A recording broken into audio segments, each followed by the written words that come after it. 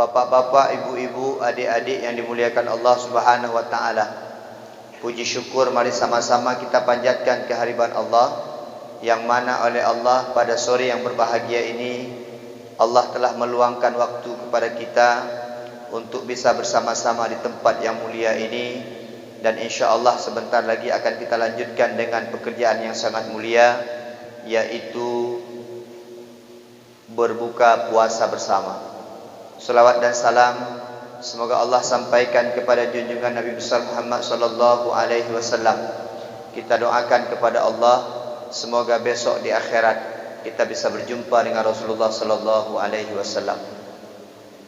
Takzim penghormatan kami yang pertama kepada Bapak Tengku Dimas yang sebagai pimpinan Pegadaian Syariah Cabang Luk Sumame, insya-Allah sudah mengkoordinir beberapa acara yang kemudian hari ini puncak acara.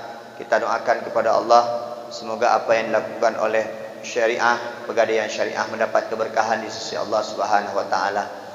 Sahabat-sahabat dari Pegadaian Syariah Cabang Luk Sumame, adik-adik yatim, adik-adik tahfidz Al-Quran yang dalam camp GPRS yang kelima di Islamic Center, insya-Allah kita semua dimuliakan oleh Allah Subhanahu wa taala.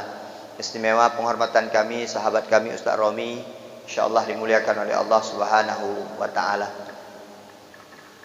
Kenapa kita harus berbagi? Kenapa kita harus berbagi? Bukankah kita bisa hidup sendiri?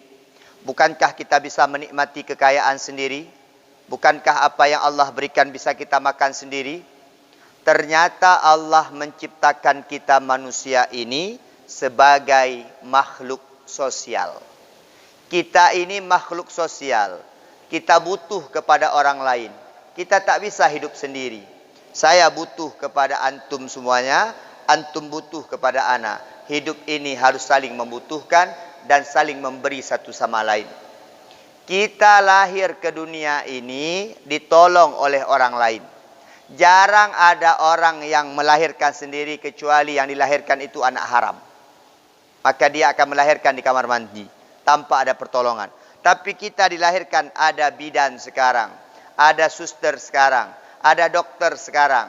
Kalau di kampung-kampung dulu ada dukun yang membuat kita melahirkan.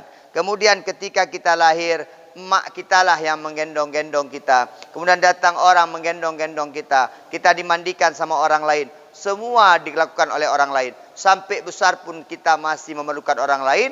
Bahkan ketika mati pun kita membutuhkan kepada orang lain. Tak ada ustaz melihat satu orang pun yang mati memandikan mayatnya sendiri. Mayatnya dimandikan sendiri, dikafankan sendiri, kuburnya digali sendiri. Nanti masuk baru mati dia. Tak ada. Kita ini makhluk sosial. Kita tak bisa hidup sendiri. Maka Islam itu mengajarkan kita untuk bersosial. Bukan hidup nafsi-nafsi. Kapan kita bisa hidup nafsi-nafsi? Nanti ada masanya kita akan hidup nafsi-nafsi.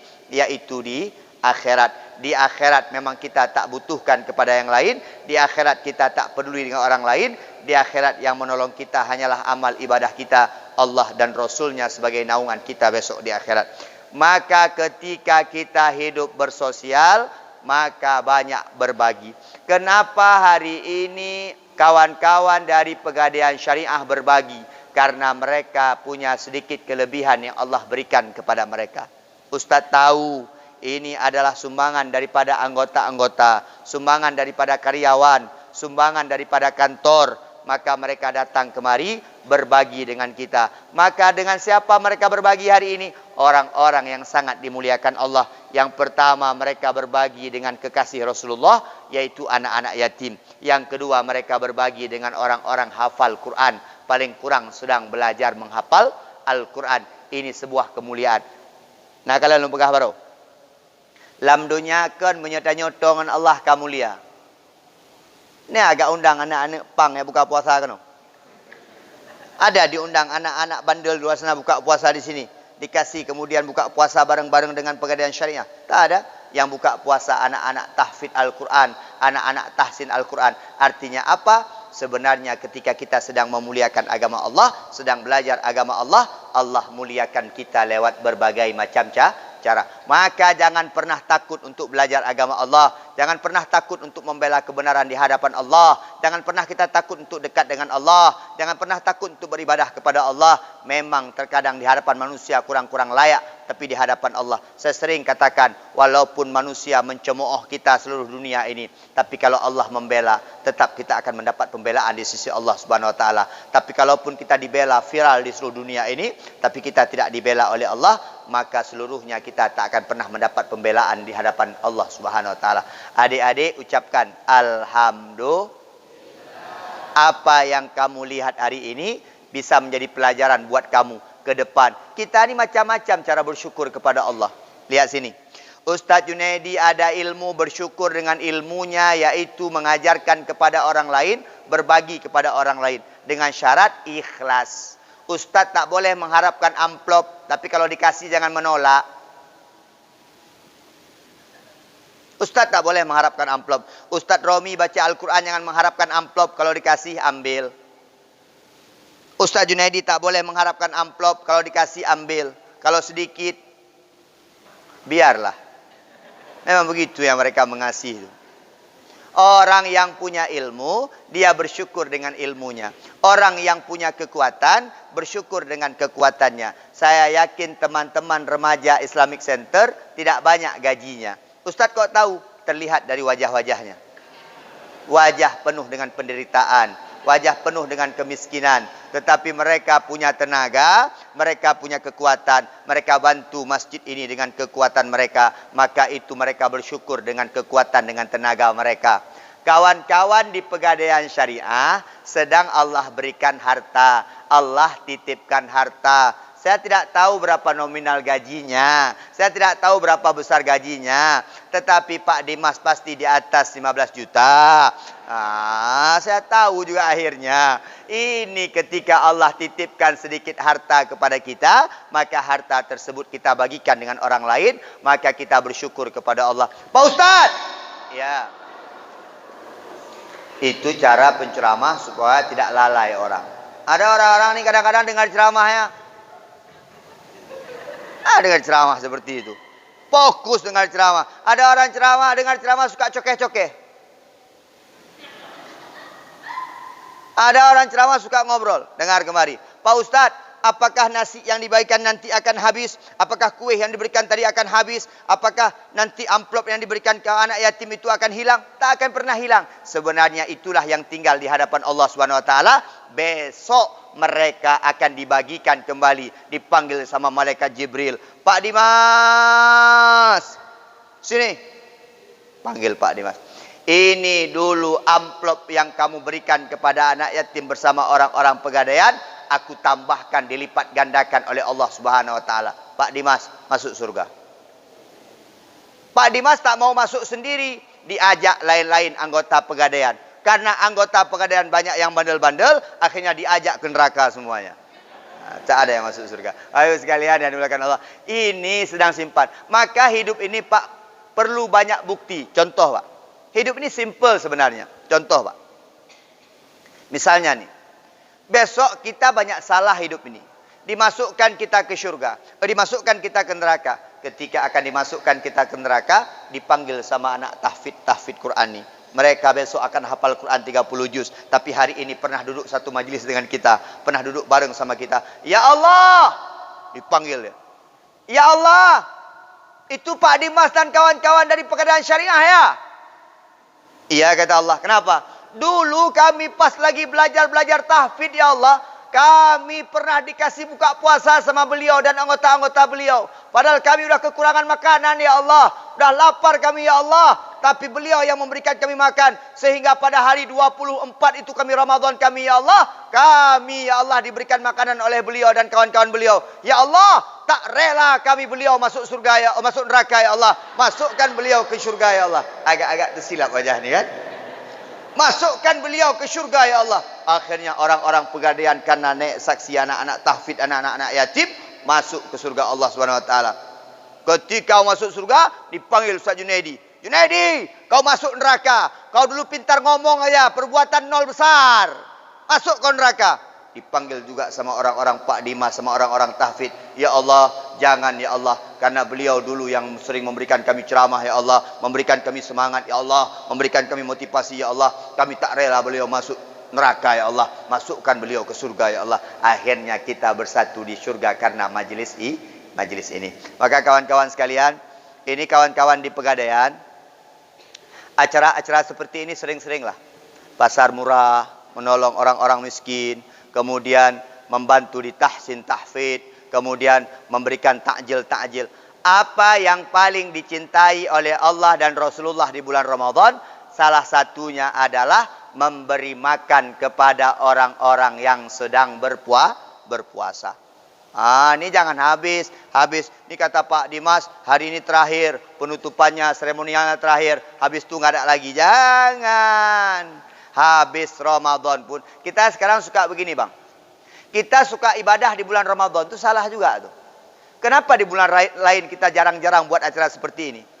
Kenapa cuma di bulan Ramadan? Jangan-jangan kita menjadi hamba Allah di bulan Ramadan saja. Nanti di luar bulan Ramadan tidak lagi menjadi hamba Allah. Di bulan Ramadan banyak yang bersedekah. Coba lihat, Ustaz Junaidi banyak undangan ceramah di bulan Ramadan. Ustaz Romi banyak undangan ceramah di bulan Ramadan. Banyak Ustaz Junaidi udah dapat 10 kain sarung di bulan Ramadan nih. Tapi di luar bulan Ramadan tak ada yang ngasih kain sarung sama Ustaz. Hanya di bulan Ramadan yang ngasih kain sarung sama Ustaz. Banyak dikasih ini. Kenapa? Di bulan Ramadan. Ibadah bukan hanya di bulan Ramadan, tapi di bulan-bulan lain. Ayo, bismillahirrahmanirrahim. Lewat Pegadaian Syariah. Di bulan-bulan lain juga kita kembangkan ibadah kita kepada Allah Subhanahu wa taala. Pak Ustaz, kan ini ada takjil Pak Ustaz. Kan ini ada buka puasa bersama Pak Ustaz. Kan ini ada bagi-bagi sembako murah Pak Ustaz. Nanti di bulan luar Ramadan apa kita beri Pak Ustaz? Kalau bisa, ini usul saya. Anak-anak yatim, data mereka. Kita tinggal di mana? Di Tupuk Terendam. Data anak-anak yatim. Paling kurang setiap bulan kita berikan kepada anak yatim. Anak yatim itu tak perlu banyak, tetapi sedikit yang diberikan kepada mereka. Ada keberkahan, kegembiraan dalam kehidupan mereka. Ketika mereka gembira, maka kita pun ikut merasakan nikmat daripada Allah Subhanahu wa taala. Yang dimakan jadi kotoran, yang dipakai kusang. Ustaz Junaidi buat rumah besar, akan Ustaz tinggalkan di dunia ini. Punya istri cantik, diambil sama orang lain. Banyak kita tinggalkan di dunia ini. Tapi amal ibadah kita tetap akan kita bawa besok ke akhirat. Hari ini apa yang kita lakukan, besok akan mengikuti kita sampai ke akhirat. Amin ya Allah ya Rabbal Alamin. Ini melalui Pak Dimas. Ayo Pak. Banyak-banyak sedekah. Ini sering dikasih gaji sama Allah banyak-banyak. Ustaz Junaidi kan ada gaji juga, ada sedikit. Tapi abang-abang di Pegadaian ni kerja di BUMN. Pekerjaannya besar, dikasih sama amanah oleh Allah. Maka cara bersyukur kepada Allah dengan cara banyak-banyak memberi. As-sadaqatu tadfa'ul bala. Ingat, kalau ingin jauh daripada bala, banyak-banyak sedekah. Pak Ustaz, ya. Anak saya sakit terus Pak Ustaz. Bagaimana caranya Pak Ustaz? Ke doktor saya bawa, ke dukun saya bawa, kemana-mana saya bawa Pak Ustaz. Enggak sembuh-sembuh anak saya. Bagaimana Pak Ustaz? Banyak-banyak sedekah niatkan buat anak. InsyaAllah anaknya akan sembuh. Pak Ustaz, mamak saya sakit Pak Ustaz. Udah lama dia tak sembuh-sembuh Pak Ustaz. Bagaimana caranya Pak Ustaz? Banyak-banyak sedekah. InsyaAllah dengan sedekah itu akan tertolak bala. Pak Ustaz, dalam sebulan ni banyak kali masalah saya mengadu. Apa-apa. Banyak masalah saya Pak Ustaz. Ditinggal saya sama istri Pak Ustaz. Saya sebulan ni anak saya sakit Pak Ustaz. Sebulan ni pekerjaan saya kurang maksimal Pak Ustaz. Bagaimana caranya Pak Ustaz? Banyak-banyak sedekah. Bersyukur dengan harta yang Allah berikan dengan cara bersedekah. Adik-adik, bersyukur dengan masa muda. Maka kamu datang kemari menghafal Quran. Salah satu kamu sudah bersyukur dengan masa muda kamu. Ada orang tak bersyukur dengan masa muda Pak Ustaz? Ada? Coba lihat, ada orang Allah berikan sehat, tapi jauh dari Allah. Ada orang berikan masa muda, tapi tak ingat kepada Allah. Nanti kalau sudah sakit, udah kena penyakit stroke, baru ingat sama Allah. Udah sakit. Datang ke masjid, kamu. Saya sering ingatkan bang, kawan-kawan, bapak ini kalau udah kawin, sama istri itu banyak-banyak sedekah. Woi, banyak-banyak sedekah sama istri. Ajak istri jalan-jalan, sering-sering, masih muda. Bilang sama istri, sayang, malam ini kita buka puasa di luar sayang. Bangun sahur jam 3 bilang, my honey, engkau jangan masak, kita makan di luar saja. Bawa istri jalan-jalan tuh waktu masa muda kayak gini. Jangan bapak-bapak ini begini pula saya lihat. Pas muda nggak dibawa kemana-mana, pas sakit baru nanti. Bapak-bapaknya udah kena stroke. Apa dia bilang sama istri dia? Kalau nanti abang sembuh kita jalan-jalan ya. Dibilang sama istrinya, jiut bang, kuhuan nih. Ngengrek kubah nih bang. Lagi muda lah banyak jalan-jalan. Duduk. Ibu-ibu di kafe jangan sendiri. Jangan sama kawan-kawan cewek. Sama suami lah. Ustadz tak pede saya sama suami saya Pak Ustadz. Gak ganteng dia Pak Ustadz. Maka cari suami yang ganteng. Jangan cari suami jelek. Tak sanggup kita bawa. Bapak-bapak yang punya istri jelek. Cari satu lagi yang cantik. Pak Dimas. Berapa istri? Satu ya. Jangan sampai gara-gara istri satu masuk neraka. Dipanggil sama Allah. Hey! Pak Dimas. Di neraka nggak dipanggil. Oh di akhirat nggak dipanggil Pak Dimas. Dimas! Kau kerja apa dulu? Saya pimpinan Pegadaian Syariah. Berapa gaji engkau? Di total 30 juta per bulan. Berapa istri engkau? Kau seharusnya bisa beristri 4 karena banyak uang. Banyak janda-janda melarat. Banyak janda-janda tak punya uang. Banyak janda-janda yang tak punya suami. Engkau seharusnya beristri 4. Ruat. Junaidi. Berapa istri engkau? 1. Berapa gaji engkau? Sikit aja. Bolehlah masuk sana.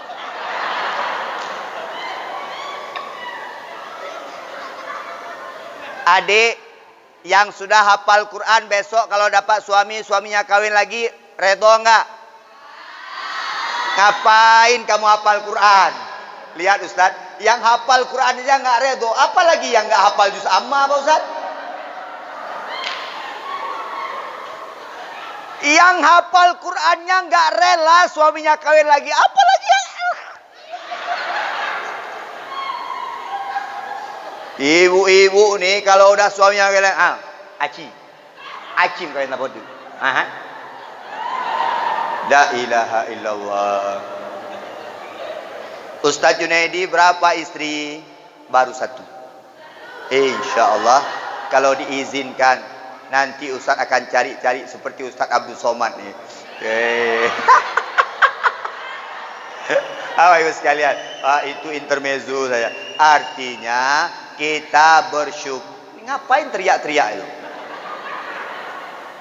Makanya bapak-bapak bersyukur. Lihat tuh teriak-teriak tetap dipegang oleh mamanya. Mana ada anak-anak kecil dipegang sama ayahnya. Ayah-ayah santai ya. Anaknya nangis, ditanya sama orang, anak siapa tuh? Kata ayahnya, nggak tahu. Nggak tahu dia siapa anaknya.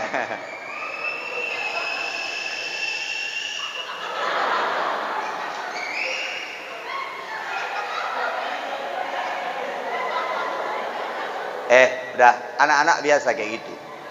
Waktu kita anak-anak nggak ada kayak gitu. Dah, nggak apa-apa. Dia nih anak-anak nih. Dah, kawan-kawan sekalian yang dimuliakan Allah Subhanahu wa taala. Fokus lagi. Udah, hidup ini harus banyak-banyak bersyukur. Pak Ustadz, saya Pak Ustadz nggak punya apa-apa. Pak Ustadz harta nggak punya. Saya sakit Pak Ustadz. Pak Ustadz, saya ini serba kekurangan Pak Ustadz. Bagaimana saya bersyukur? Bersyukurlah ketika ada orang memberikan kita sesuatu dengan banyak-banyak mendoakan orang lain. Adik-adik yatim, semuanya minta doanya. Semoga bapak-bapak, ibu-ibu di Pegadaian sukses pekerjaannya. Amin. Sukses hidupnya. Amin. Keluarganya jadi keluarga yang sakinah mawaddah warahmah. Amin. Hidupnya bahagia dunia dan akhirat. Amin. Amin ya Allah ya Rabbal alamin. Oh, ibu ini langsung nampaknya nggak bahagia keluarga. Bapak Ibu sekalian yang dimuliakan Allah Subhanahu wa taala. Maka oleh karena demikian, insyaallah nanti kita doakan banyak lagi bersyukur. Apa kata Allah dalam Al-Quran? Wa ita'adzana rabbukum. Allah sudah maklumkan kepada kita semuanya, la in syakartum la azidannakum. Jikalau engkau bersyukur, aku tambah nikmatku kepadamu. Wala in kafartum, tapi apabila engkau kufur akan nikmatku, maka engkau akan diazab dengan azab yang sangat pedih. Allah paling suka dengan nikmat yang Allah beri kepada kita. Nikmat itu kemudian disampaikan lagi kepada orang lain, bukan dimakan sendiri, bukan dihambur-hamburkan sendiri. Bapak-bapak, mohon maaf nih Pak Arif, Pak Dimas, bapak-bapak, ibu-ibu yang lain, mohon maaf. Kita ini mencari rezeki yang berkah. Jangan sampai istri kita tidak berkah. Kenapa dikeluarkan zakat? Kenapa ada yang namanya zakat? Zakat itu untuk mensucikan harta. Mohon maaf, misalnya kita ada zakat mal, zakat harta. Karena mungkin banyak cara untuk mendapatkan harta kita dengan cara-cara tidak baik. Tetapi dengan mengeluarkan zakat, insya Allah akan suci. Kita ada lembu, ada kambing. Sudah sampai zakatnya. Mungkin kambing kita, lembu kita makan tanaman orang. Makan tanaman haram punya orang.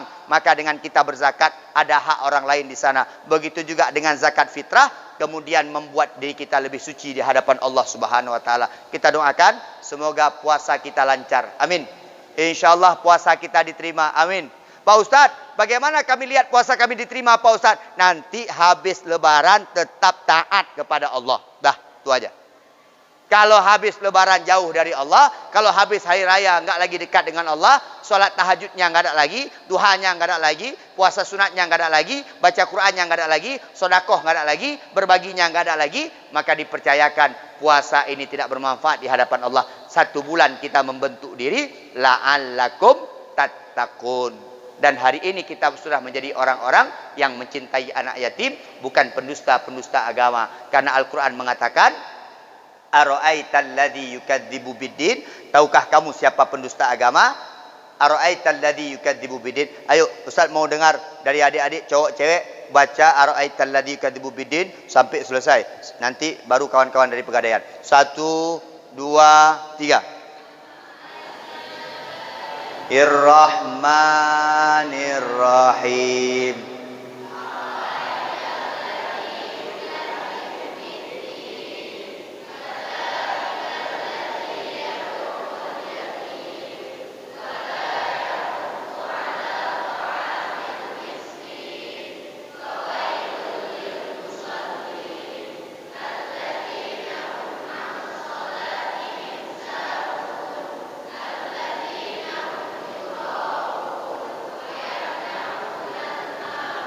Kawan-kawan Pegadaian, An-Naba.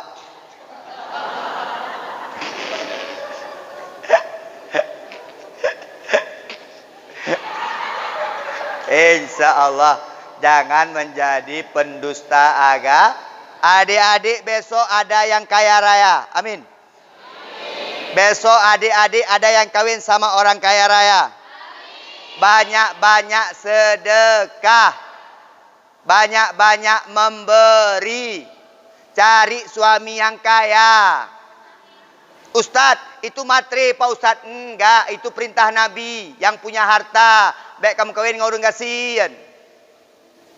Jangan kawin sama orang enggak punya apa-apa. Melarat hidup kau. Kawin sama orang kaya, insya Allah nanti banyak sedekah. Percayalah ketika banyak sedekah, gak akan menghilangkan harta. Sebenarnya banyak sedekah, Allah gantikan dengan cara yang lain. Kenapa Ustaz Junaidi tak pernah miskin? Karena banyak sedekah. Sedekah apa Pak Ustaz? Ustaz gak pernah sedekah uang? Sedekah ilmu. Itu juga sedekah. Orang punya ilmu, sedekah ilmu. Orang punya harta, sedekah harta. Insya Allah kawan-kawan di Pegadaian, sehat-sehat selalu. Dan insya Allah diberkahi oleh Allah SWT. Yang belum naik pangkat, semoga cepat naik pangkat. Amin. Yang kerjanya enggak sesuai target, cepat Allah sesuaikan. Amin. Yang belum kawin, cepat Allah kawinkan. Amin. Oh, amin pula kamu sana. Ini bisalah sikit-sikit lihat-lihat yang di sini ini. Amin ya Allah. Ada waktu 10 menit untuk atur-atur makanan. Jangan sampai kita nanti buru-buru dalam mengatur-ngatur makanan. Kawan-kawan dari Pegadaian, sekali terima kasih. Anak-anak tahfidz Quran, kita doakan Pegadaian sukses. Amin. Kita doakan sehat walafiat. Amin. Kita doakan kerjanya lancar, amin. Kita doakan keluarganya sakinah mawaddah warahmah, amin. dan kita doakan bersama semoga kita besok berjumpa di syurga. Amin ya Allah ya rabbal alamin. Sampai jumpa di syurga. Assalamualaikum warahmatullahi wabarakatuh.